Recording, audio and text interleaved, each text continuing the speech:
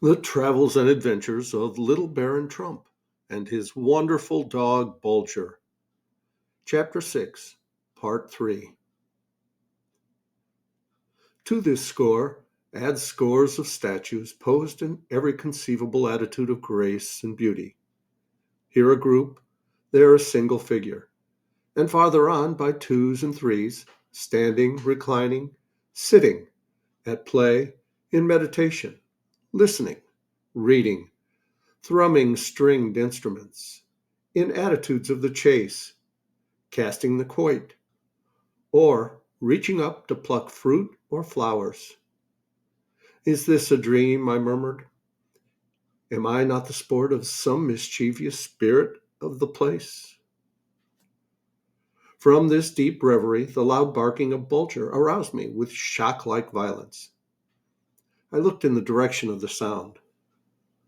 Poor foolish dog, he was gambling about one of the statues and amusing himself in waking the echoes with his voice. I was a little nettled by the interruption and called to him to cease his barking. It seemed to me almost a sacrilege to disturb the deep repose of this fair valley. Again the barking broke forth. This time Bulger's strange antics were wilder than before. He seemed fairly beside himself, bounding around and around the statue, which was that of a young man in the act of reaching aloft for fruit or flowers, and giving vent to a sort of half anger, half mischief, in a series of barks, growls, and whinings. Rare indeed was it that Bulger did not give heed to my wishes, no matter how faintly expressed, but now not even a threatening tone of voice seemed to have the slightest effect upon him. He continued his mad gambolling and sharp angry barks. Determined to reproach him most severely for his disobedience, I strode angrily toward him. I drew near. I looked. I saw. Ashes of my forefathers. What? The statue had wide opened eyes. The statue had the blush of life on its cheeks. Motion, movement, even to a hair's breadth, there was none. And yet these fair blue eyes were bent upon Bulger in half inquisitive, half wondering gaze. I rubbed my eyes and looked again. I took a step forward. Suddenly a wave of fear crept over me like the flow of icy water. Would the living marble, as it warmed to life, moved by some long pent-up passions, raise its hand and strike me dead? Gathering myself together, I glanced toward a group of maidens at play beneath the shade of a leafy roof of arched branches and interlacing vines. Quicker than it takes to tell it, I sprang forward and fixed my gaze upon their faces. Death could not hold the human form and attitude more motionless than theirs, and yet their eyes were filled with strange light. Upon their fair faces the red tint of life glowed bright and warm. Where was I? A strange feeling of half dread, half delight now swept over me. And still I dared not speak. My voice will break the spell by which all these breathing children of earth's flinty breast keep their hold on life, and they will fade away to nothingness. And now the eyes of her nearest me, of deeper black than polished coal, appeared bent full upon me. I could see, I thought, the glisten of those ebon orbs as if a tear had broken over them. Her hand was outstretched. What if I touch it, thought I, to see if it had the warmth of life within it, or whether it be not in truth a thing of stone, and I the sport of some mischievous spirit of the island. I'll do it, if I'm slain like a poor worm, which, warmed by an approaching flame, crawls to meet it. I touched its fingertips. Oh, wondrous things! They were not of stone, but of softest, warmest flesh. I staggered back, expecting to see the group vanish into thin air. But no, it moved not. It stood as motionless as before. And now I felt my limbs grow strong beneath me. I, determined to speak, come evil or come good. Fixing my gaze upon their fair young faces, I uncovered and addressed them thus: O strange and mysterious beings, resent not this bold intrusion of a puny mortal upon your sacred repose. Speak to me, if ye so will. Let me take my feet off the soil of your fair island. But ere I go, speak to me. Let me know whether ye be not the creatures of some spirit of this isle, or whether ye are really living, breathing beings. No sound issued from those rosy lips, parted as if in the very act of speaking. No movement, no tremor came to the break of the marble-like pose of these fair figures. A whole minute elapsed. To me, it seemed an eternity. I stood riveted to the ground in most anxious suspense. The minutes dragged their heavy bodies along, one after another. But the joy unutterable. Their lips began to move. A smile, almost imperceptible at first, spread slowly, slowly over their faces. The crimson of their cheeks takes on a deeper hue.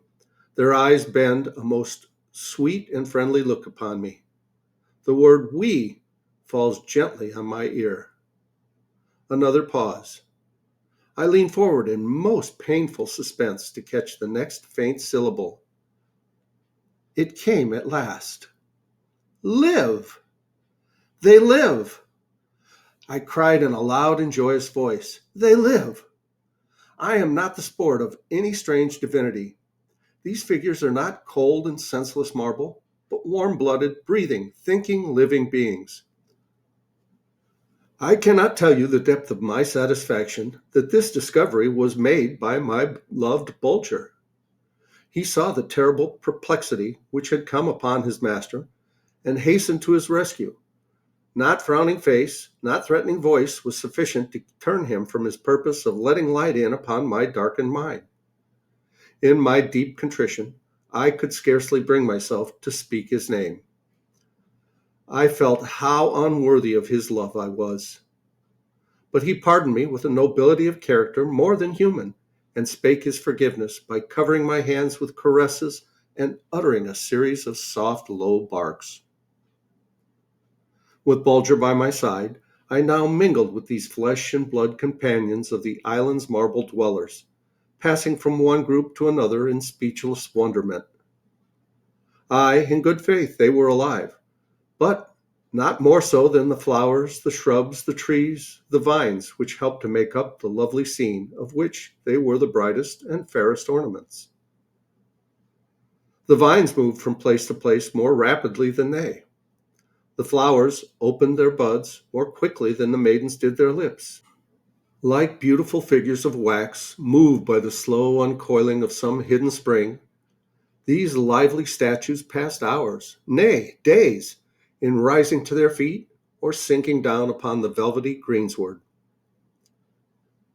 For several hours I stood watching the white hand of a maiden as it reached forward, with imperceptible motion, to pluck a red-cheeked peach which hung beside her. A full hour went by ere those delicate fingers were clasped around the peach, another ere it had been carried to her lips. There all day long she held it pressed, but as the sun went down behind the wooded hills, it fell from her loosened grasp and rolled toward my feet.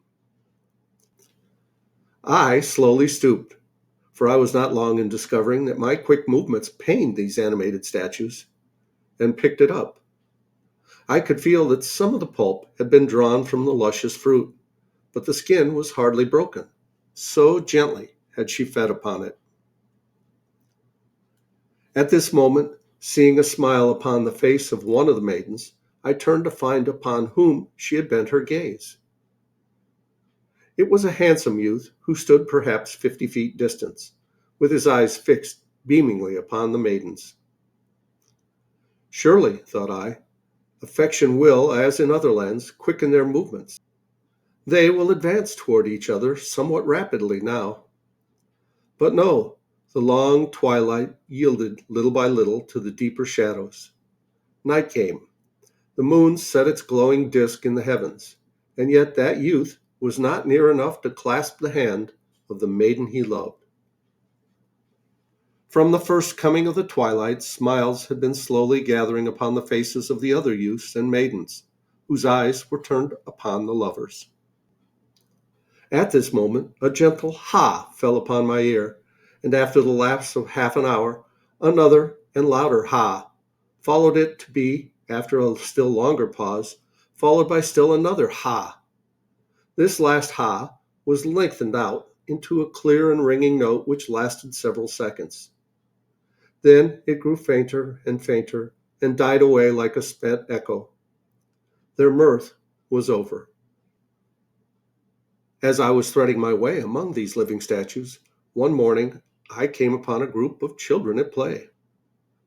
At first I could not see that they had noticed my coming at all, but after a lapse of a quarter of an hour, I discovered that their large, beautifully clear eyes were slowly turning toward me. So I determined to sit down nearby and observe them.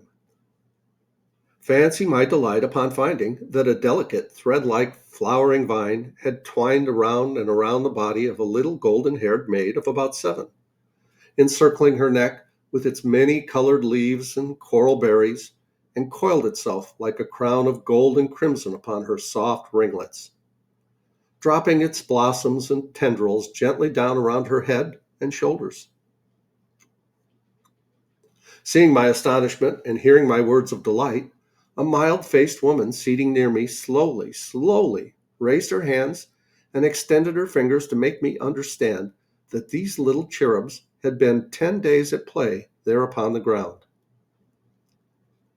This beautiful vine, thought I, has joined in their sport, as much alive as they. It is in truth one of their playmates, and has wound itself lovingly around the child seated nearest to it. I looked again. Lo! A tree loaded with delicious nuts was swinging in the breeze and shaking them into the laps of these children at play, while on the other side, a tall, graceful plant bearing cup-shaped flowers of sunny whiteness, each of which I noticed was filled with limpid water, drops of which sparkled in the sunlight like polished gems, gently brushed against the cheek of a smiling boy as if to say, "Drink, dear little brother." "Wonderful!" cried I. "These happy creatures, these trees and flowers, these fruits and vines are all children of the same family. No storm ever come to darken these fair skies. Eternal spring reigns here. By daylight, starlight, and moonlight, their lives flow gently along like some broad silvery stream, whose motion is too slow for human eye to note it. Mysterious people, how shall I fathom the wonderful secrets of your existence? How shall I record the history of a people whose only books are speechless brooks and silent groves, whose tongues have so lost their power to interpret thought that months might go by and yet the mystery remain unsolved? After a sojourn of a few days among the slow movers, as I shall call them, I made a discovery which alarmed me greatly. I found that this mysterious silence, this strange fate which cast me among living creatures with whom converse was next to impossible, this utter inability to distinguish the living statue from the marble ones, was beginning to prey upon my mind. Bulger noticed my ever-increasing melancholy and exerted himself to amuse and comfort me. I responded but poorly to his 1,001 cunning tricks and laughable antics. In fact, I felt that my mind was gradually yielding to some dread influence which pervaded the very air, and which, even hour by hour, so gained in strength that I realized the necessity of making a superhuman effort to break away from the power it had already acquired over me, or else become myself a living statue and brother to the forms of flesh and marble which inhabited this wonderful land. I will not weary my readers with minute details of the plan which I had conceived to end the danger which threatened me, to snatch myself from the living dead which I could already feel creeping over me. In my despair, I determined to apply to the oldest of the slow movers and throw myself upon his mercy, so to speak, to tell him of my longing to escape from the terrible fate threatening me. to return home to my beloved parents, who would go down in sorrow to their graves if I, their sole child, their pride and their hope, should never come again to gladden their old age. But more than this, I determined, if possible, to learn the history of the island and its mysterious folk. And to that end, I resolved to beseech him to indicate to me where I might find some record of their past, some book or parchment, so that I might not go through life burdened with the brain racking thought that I had been powerless to solve this mystery. A thought which, if it did not shorten my days, would most surely embitter them. As I have already explained, in attempting to converse with the slow movers, I was confronted with a twofold difficulty. In the first place, though I might burst with impatience, yet must I preserve a perfectly calm and placid exterior. And in the second, when after the long and weary delay it came my turn to make reply, the reply must not exceed the snail's pace of the slow mover's speech, else their bright eyes clouded up, and they seemed absolutely paralyzed by the rapidity of my utterance. Their eyelids sank slowly down, and they seemed to fall into a deeper slumber, out of which it took hours to arouse them. And we'll pause here and continue with this story in the next video. Please like, subscribe, leave a comment below. Thanks so much for watching. I love you guys. As Tigger says, ta-ta for now.